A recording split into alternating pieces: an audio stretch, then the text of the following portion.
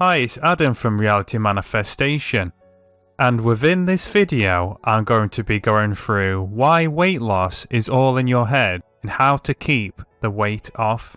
By the end of this video, you'll have a much better understanding of the psychology behind weight loss and most importantly keeping the weight off, and also how to avoid common pitfalls, including how focusing on weight loss itself can actually be detrimental to achieving your long-term goals.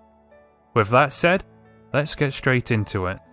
Now, just before I go into the psychology side of weight loss and keeping the weight off, I just want to quickly preface by saying I used to be a personal trainer and I have plenty I could say on both the exercise and nutrition side to weight loss. But all I want to cover on that side within this video is by saying generally when people say they want weight loss, usually it's body fat that they want to lose.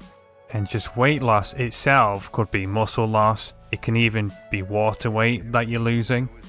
So when it comes to any magic diet pill, weight loss pill, some radical over the top way to lose tremendous amounts of weight in a short period of time, all I'll say for now is to avoid anything like this. You'll know the basics already yourself of just basic exercise, basic nutrition. If all you're wanting is just to simply drop a few dress sizes, lose a few pounds, you already know the basis of what to do for that already. What's much harder and where most people struggle, even when they've had a personal trainer or had any other form of professional such as a dietitian to help them with losing weight, is keeping the weight off and keeping persistent with knowing what they should be doing, or they'll get to the target weight and for whatever reason they'll revert back. And this is to do with the psychology of weight loss, which I'm about to start covering and going into now. There's plenty I could say on the psychology of weight loss, but what I'm going to go through now is some of the biggest, most important fundamental aspects for you to become aware of that you can start applying immediately. I may even do a whole series on this, but for now, one of the biggest, most fundamental changes you can make, and this will be difficult for some of you who have maybe conditioned to focus on weight loss for many years. You may have even been going to a gym for many years or had a personal trainer or several personal trainers. But one of the biggest fundamental differences you can make is, rather than focusing on weight loss, focus on something you want as a byproduct, such as becoming healthier or fitter.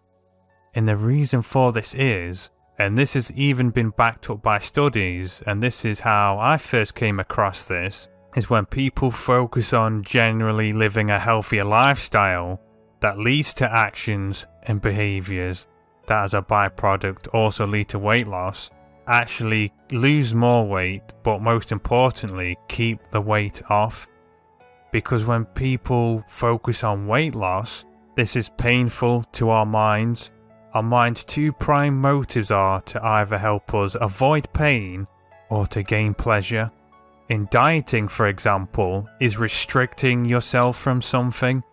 It's causing pain, and on a subconscious level, it's causing us to lose resources, which could potentially lead to death.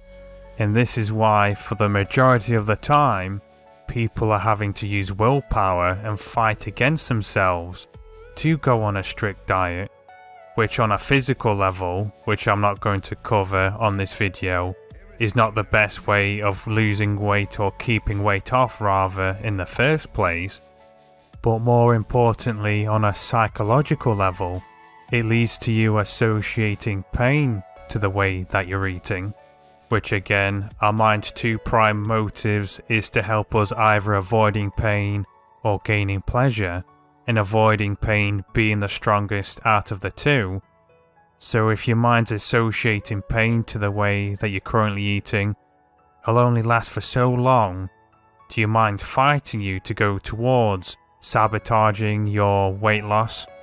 And now, since fat loss, rather than just weight loss, takes time, even if you do it very effectively with an effective exercise and nutrition program, and to keep the fat off requires a change in lifestyle.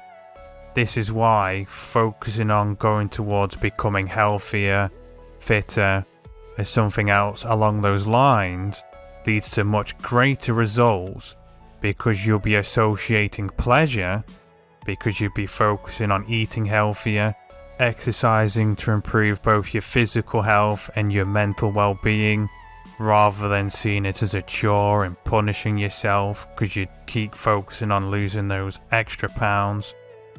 And since it will become more pleasurable, your mind will actually pull you towards maintaining these habits rather than trying to pull you away because of the pain associated with diet and weight loss. Now, another practical tip you can apply, but the majority of you will likely find this even more difficult than the previous change I've mentioned, with focusing on going towards being healthier rather than focusing on weight loss, is to get rid of your scales. Now, I know some of you will be panicking going, but I need to see my progress. It keeps me motivated. I need to go on the scales. Now, I've seen plenty of people and personally trained plenty of people who had scales, and some weighed themselves every single day. This is an absolutely awful habit, because for one, even if you're making great progress, our weights naturally fluctuate. So even when you're going on the right track, there's going to be times where you will put some weight back on, unless you've got a tremendous amount of weight to get down to what's a healthy weight for you. Also, this will get you back into focusing on weight loss again, rather than being healthier. And for a lot of people, just seeing a slight increase in weight rather than loss of weight can be extremely demotivating. So I can't emphasize this enough. If you're wanting to lose weight, but most importantly to keep the weight off, get rid of your scales. You might have to listen to the reasons I've said why a few times, because you've likely formed the habit of weighing yourself regularly, and this is what most people will be doing around you. Or you may think, Adam, how will I track how I'm progressing, or how will I know what I've got to at the end? I just want to know what I've attained at the end.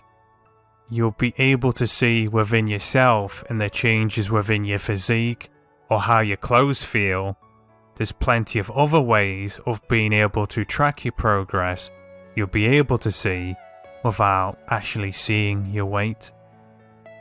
But for those of you who are really adamant on tracking the weight at the beginning, still get rid of your own scales and get weighed somewhere that's far away and inconvenient for you to get weighed again. So for whatever reason, a year from now, maybe 2 years from now, you wanted to weigh yourself again to track your progress, you want it to be extremely inconvenient to be able to weigh yourself. So it makes it far less likely that you'll form the habit of wanting to weigh yourself on a regular basis. But again, ideally, if you've had difficulties with losing weight but keeping weight off, I'd avoid weighing yourself altogether and focusing on more going towards living a healthier lifestyle. I hope you found this video useful. If you have, if you could like it, and if you haven't already, subscribe, as this lets us know what kind of videos you'd like us to make more of. Also share this with anyone who would benefit from knowing more around the psychology of weight loss, and anyone who's had difficulties with keeping weight off. And also comment down below any changes that you're going to make or how you're going to apply living a healthier lifestyle to keep your weight off. I hope you found this video useful, and I shall see you soon.